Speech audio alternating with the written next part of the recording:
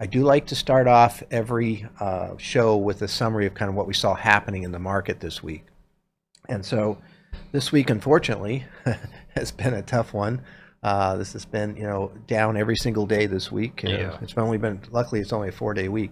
Uh, and, it's been kind of interesting just in the sense of, this softness that is kind of expected in September. Sometimes, people are just kind of gearing up for that, and we'll Hmm. take a look at kind of what's going on. This chart here is a kind of the longer term chart. This is weekly data. You can see, the trend is still intact. That's for sure. And we've had a nice run since October 13th of 2022. Lots of hiccups in there. Lots of downturns that have happened. Yet we're still marching along as far as that goes.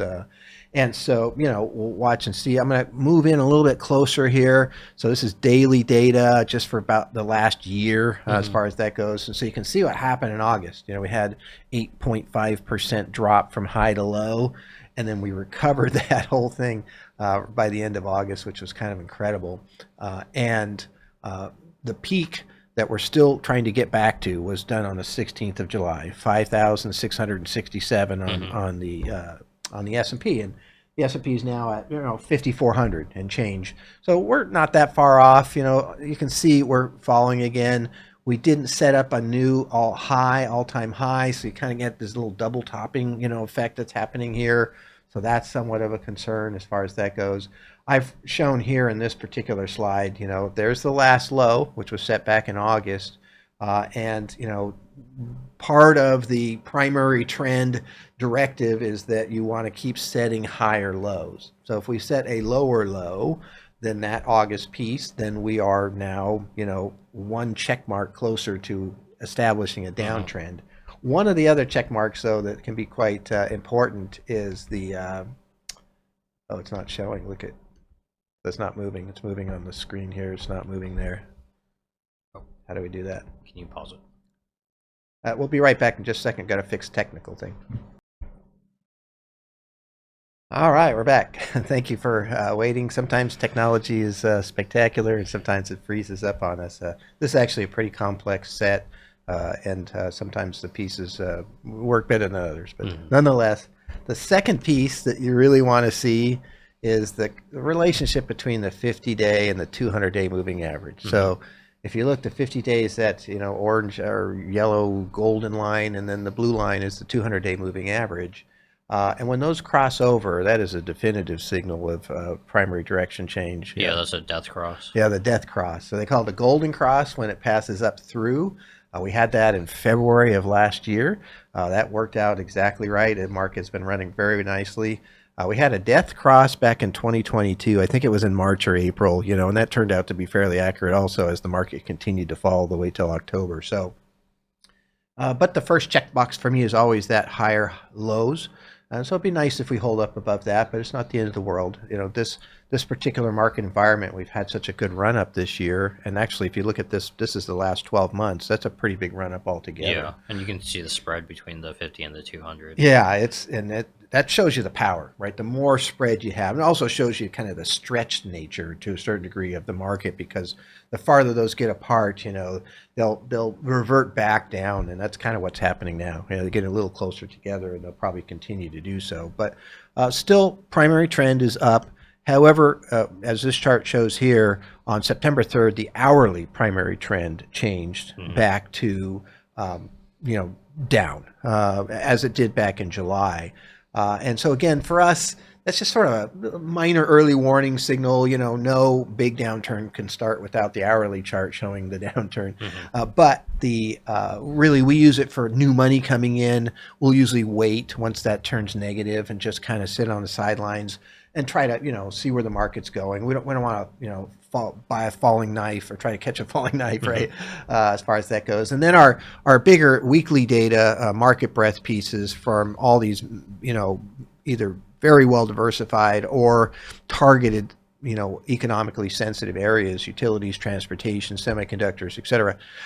Everything is still green. That's going to be a slower one that just sort of confirms, how far down we are and where things are going as far as that goes. But right at the moment, things are okay as far as that goes too. So we'll see. Again, this is not meant to be an early warning indicator, other than maybe that hourly portion as far as that goes. So it's sort of a confirmation of what's going on. So here's what I find very fascinating. So over the last 8 weeks, this is what we've been buying, right? Real estate, healthcare, financials, consumer staples, and there's an ETF that it's called USA, actually, minimum volatility factor from iShares.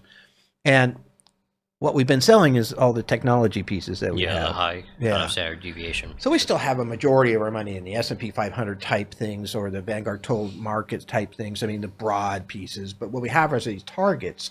And so we have 181 ETFs that we've culled, onto our universe list.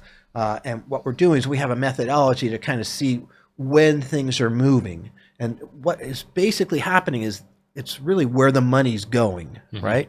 Or at least staying. Because if it's leaving technology, the technology is going to slide down that list and it's going to push the other things up, as far as that goes. And if you look at today, all of these are doing better than the market. And so the market has been moving.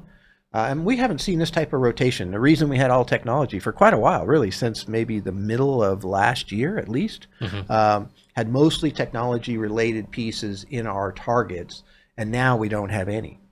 So the market has been preparing for this particular volatility time frame or soft time frame, and you can see what's going on. They're moving into these other areas, and there's lots of different reasons that would happen. Most of these areas are considered, not all, but most are considered defensive. Consumer staples, healthcare is the reason staples and healthcare, you always need toilet paper and food, those type of things. You always need to go to the doctor. And you always need to go to the doctor. Maybe not for the minor things that happen, if things are really bad, but for the major things, healthcare still goes. So, financials can do well here theoretically with a lowering rate environment might help, as far as that goes. So anyway, I find this very fascinating. I think it's really important to understand that there's a rotation going on right now away from technology. These are the areas that we're seeing. And we're buying these not because of some grand economic model that sees what's coming. We're just looking at the market and looking at where the money's going and what is moving. Right? And so if you just watch the momentum, you can catch some of those waves and move into those areas. And it also, I think, is instructive. If you watch that universe and if you look at what's happening, you can kind of tell. I mean, when technology's running and some of the higher beta things like NVIDIA are running, right, there's more confidence in the market. When these types of things are running, the confidence is drying up. Yeah, right? It's a risk off event. Right. Now, this might not be very long. Who knows? I still think, once the election happens, we're back to a risk-on event, so to speak. It could just last till the rate cuts, Yes. Or, mid-September. Right, exactly. So, but I present it because I find it very fascinating. I always, you can really kind of see what's going on if you watch this ETF universe that we have, and you see kind of what's moving up and what's moving up and what's moving up. And so far, this is what's happening. So I think that's interesting. We don't have all of these in every model. This is just, one segment of our, model portfolios, but it is the one that's maybe the most interesting. So that's why I talk about it. Now, this is the CME Fed Watch tool. I know it's a little hard to see, but there's some important points here, and I'll use this to kind of describe what's happened today. So today's job report came out. 165,000 jobs were expected. Ended up with 142,000 jobs. So not too far off. No, and actually, I think we were at 144,000 jobs last month, so kind of the same. Still growth, right? But just not as expected. However, unemployment actually dropped from 4.3% to 4.2%, and wage growth was at 3.8%, which was higher than expected. Those two things are quasi-inflationary, or maybe a different way to look at that. The Fed, with higher wages and lower unemployment, the Fed is going to want to do less rate cuts. Yeah. Right? Now, when they get less jobs than expected, maybe that counters that a little, but if you look at this chart, we're at 73% for a quarter point and 27% for a half a point rate cut. Yesterday, it was at 40%, right? For the double rate cut, for the half a point rate cut. And so what's happened is the market is very specifically telling you that this jobs report is not recessionary. It is potentially inflationary, and it looks like the Fed will have some room to just do a quarter point cut based on this data. Yeah, because I know there's rumors, just some articles I read that people were fearing, a five-digit job growth, and so only sub 100,000, Yeah. and they were fearing that there'd be a major fallout from that. Yes, exactly. I think it came out in a decent spot, but the market's down a bunch today. Yeah. Hmm. And so part of that reason is because there was probably an oversized expectation for a half a point rate cut. And so the market kind of starts to factor that in. And now we're back down to a quarter point rate cut, and the market kind of takes some of that money back, right? I mean, it's kind of a silly little game that goes on, combined with the fact that this is a seasonal issue too, right? The time of the year. And so that's what I'll present here. So this comes from Market Watch. This is the last, however many elections going back to 1952. This is the rate of return for 2 months, so basically 60 days before the election. They got the Dow, the S&P, and the NASDAQ. The NASDAQ didn't start until the 70s, so you can see that. And a couple of things that strike me, okay, if you look at the last, 5 elections, 8, 12, 16, and 20, they're all negative. Every index, some more than others, sometimes were worse than others. '08 was, we were right in the middle of that big downturn happening, that kind of, but they're all red. Matter of fact, in general, there's more red than green across the board. Yeah. So you're looking at a situation where the market does really well in November and December after an election, right, on average, and doesn't do that well before an election. We've been talking about this since the beginning, right? As a matter of fact, in the last show, we were hitting, kind of a really close to the all-time high. The Friday last show, the market was up like 1%. Yeah. And we were talking about how I just didn't see this scenario where we could just run all the way through the election and hit new highs and new highs. I said, I just couldn't see it, and this is why, because of this. This is a lot of my experience fits into this time frame here from 2008 and beyond for these presidential elections. It tends to be soft. 2020, what the 2.9% down for the Dow, 2.5% down for S&P, 2.6 for the NASDAQ, right? Pretty consistent across the board. So anyway, that's something to consider here. So you have this scenario, right, where earnings are good. Yeah. They're solid. I mean, they really are. You got the employment picture is at least mixed, not as crazy as it was, but mixed isn't bad in this environment because it really is contributing to the soft landing scenario that we're still in, by the way, which is kind of incredible. And then the other thing I'll share here, I got this from the Motley Fool, and this shows the rate of return for the market, okay, for the last 11 rate cuts. So from the day that they do the rate cut to 1 year later, is the market up or down? In this case, the S&P 500, 12 months later. So if you look closely here, there's 11 spots. 9 of them were higher, so 82%. So if you had a coin that you could flip 11 times and you knew it was going to come up heads 9 times out of 11, you'd bet on heads, right? I mean, just from a probability standpoint. And so here we are. It's kind of interesting. We've got this election time period, which has been showing a lot of softness in September and October prior to elections since 2008. And then you've got a rate cut that's going to come very likely on the 18th of September. And the market does quite well over the next 12 months. If you line those two up, you're looking at a possible buying situation, right? Yeah. I mean, there's not enough evidence to show we're going to go sliding off into some big recession.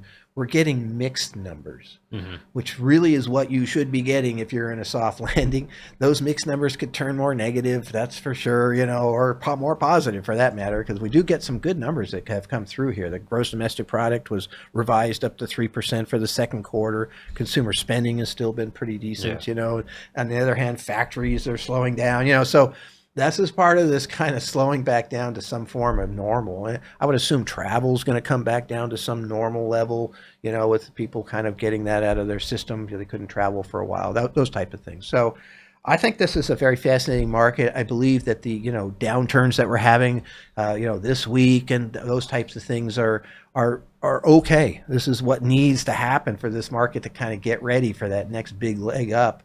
And again, 9 out of 10 times after a rate cut, the S&P 500, 9 out of 11, the S&P 500 has had an increase of an average of 14% across that range. And so, there's the positive side, and we got all kinds of little cross currents going on right now.